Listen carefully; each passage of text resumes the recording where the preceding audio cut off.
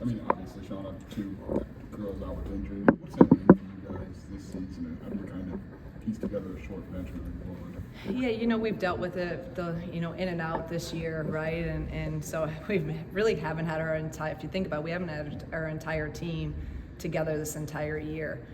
So where it's not ideal and it's unfortunate and it's disappointing and all those things, you want your team healthy, you want your players healthy. It's hard for them to have to deal with this. It's hard for us to have to deal with it, but it is what it is, and it's part of sports.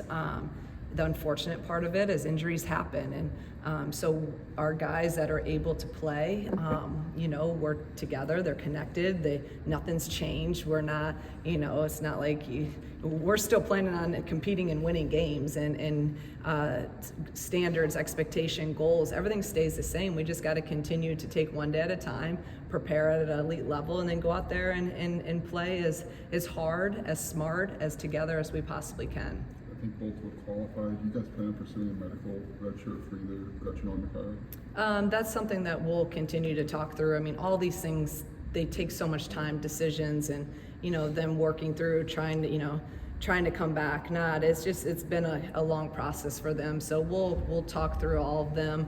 Obviously, Makara's a senior, where Gretchen, has 2 years left. So Gretchen definitely pursue a red shirt, and then we just, we'll talk through everything with Makara.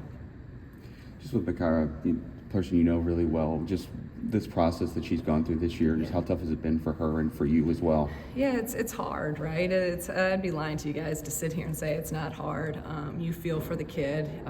They've done so much, both of them. They're competitors. They wanna play and help your team, and just. It's always just a hard thing to navigate. So, you feel for them. You just want to be there to support them and to help them get through this. And then I got to be there for our team that is still playing and continue to, instill in them the belief and the confidence and give them the right tools for us to go out there and have success. With Jazz, introducing her to the point guard role, not maybe knowing that this was going to be a role for her, but how maybe beneficial has that been to her to have that experience already, at this point in the season? Yeah, I mean, because, there's a few games, early in the season where Makara didn't play or she was on limited minutes, and, so we really had to put Jazz over in that position. And actually, I think I told you guys we had bumped Gretchen over there for a little bit, but then Gretchen hurt herself. So now it's Jazz, and she's been there the whole year. So I think that was something that's ended up helping us. Every game she looks more comfortable playing that to help Jen out. And then obviously using Corey, in spot minutes there. So you got to do what you got to do at this point. It's not like we have, 20 people on the bench that you can put in there. So you gotta figure it out, and just really proud of Jazz for stepping up and be willing to do whatever she needs to do to help this team, and her commitment to get better, and learning, watching film in the gym. It's just been really awesome to see her growth and the maturity of how she's approaching this situation. I think Kendall played 40 up in Minnesota. That's not probably how you wanted to do it through the year, but is that sustainable for her with how she's training and what you're doing outside of games? Any other 5 player in the country, I'd say that's not sustainable, but it's Kendall Bostic, and I think she's played 40 minutes since I've been here. I don't like to have her off the floor, whether I have the pieces or not. She's too valuable to our team. But I do, I know as Haven continues to make progress and in practice. I mean, it's hard. Being a freshman post player is hard. But I'm really liking her progression, and I gotta figure out when I could even get Haven in maybe a minute here or there to even spot Kendall or move Kendall to the 4 and get Bryn a break. So I got to continue to figure that out. But for me, it's just hard to take KB out, because even when she makes a mistake, I trust her so much because of the experience.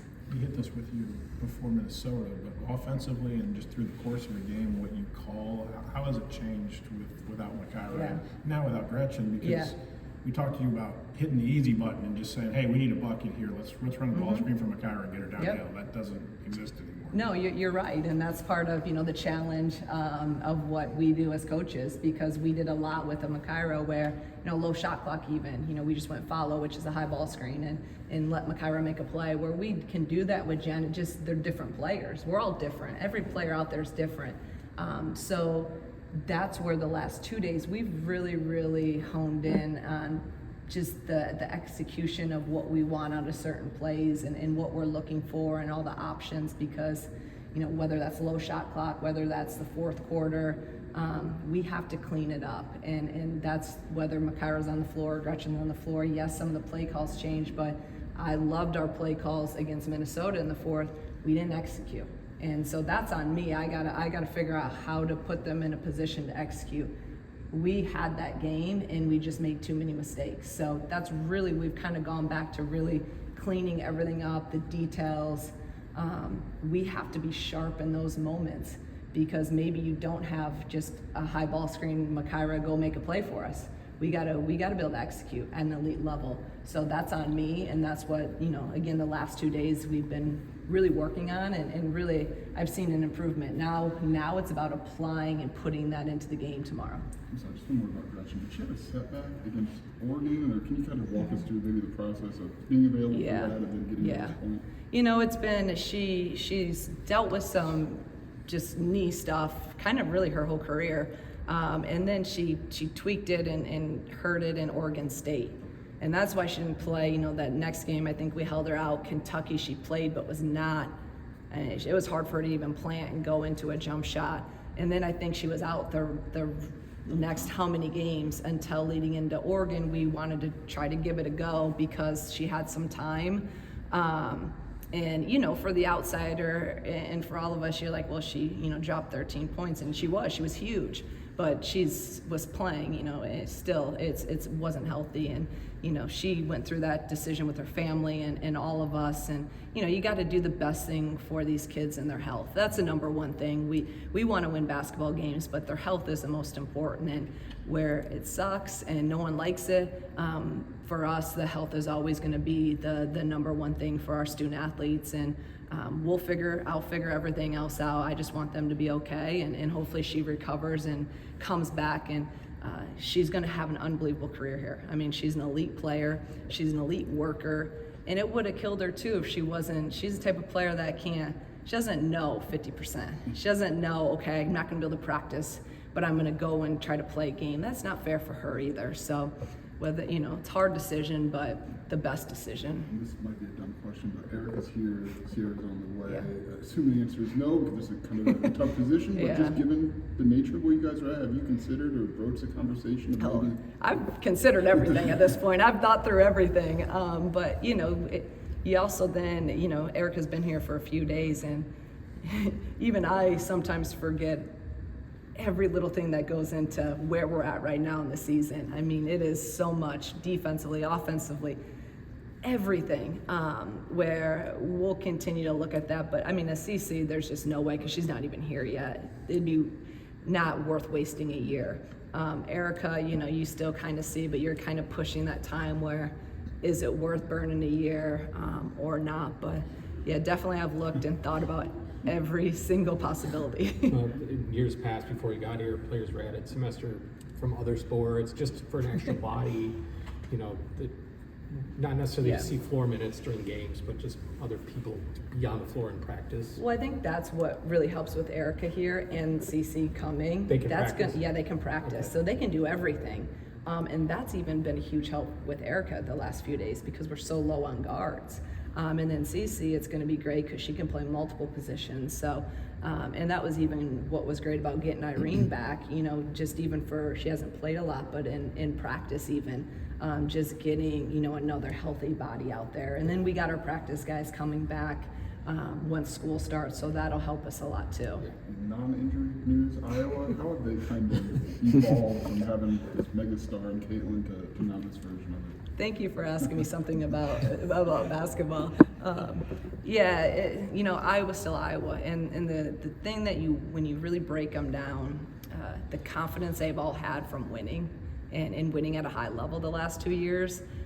They just insert new people in there. They have a good core of freshmen, and they have a good core of returners that just know how to play the game the right way, and they have an extreme amount of confidence. They believe they're going to win every time out there. So yes, you take Caitlin Clark out. Now they're wanting to go and play inside out a little bit more, where last year it was more outside in. So they want that ball inside to Stolke, O'Grady. They got a freshman that's a nice post player. And then they got Lucy Olson, who obviously is not too shabby of a player either, the second leading scorer in the country last year. So they have her out there, obviously way different than Caitlin Clark, but really capable of taking a game over. So they're just a really solid, confident program that plays basketball really, really hard, and they play it really, really together. Do you see fingerprints of Jan on that in a way that's different than how Lisa was running it? I think just the whole, I want to get the ball inside and then we'll play inside out. Jan's obviously one of the best post coaches, at least in my mind, in the women's game. She's done an unbelievable job. Those post players are just, they've all been elite footwork, elite finishers. So yeah, you can kind of see that a little bit more, where Lisa was like, they're still going to shoot a lot of threes, but it was definitely more, let's shoot that three and then we'll figure out with Stolke and their big guys inside, which obviously they've always had that presence even when Lisa was a coach. So you see kind of her fingerprints on it, but then you see obviously what Lisa's created there in that program. It's a different team, but Lucy, obviously you guarded last year in the WBB championship game. Sorry. Yeah. Can you take anything away from that? What you were able to do against her in that game? I do think that I think Dell especially can take confidence away that she guarded her, 40 minutes last year and did a really good job, especially in that second half. I think she learned a lot from that game. So we're using that now. Obviously, it's a different system, but it's still, she's the same player. She can score at all three levels.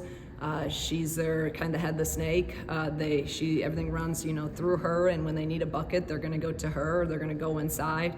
So we want to take that confidence we had from doing a really good job on her last year into tomorrow night. With obviously Dell will start on her, and then we'll have Jazz guard her at times as well.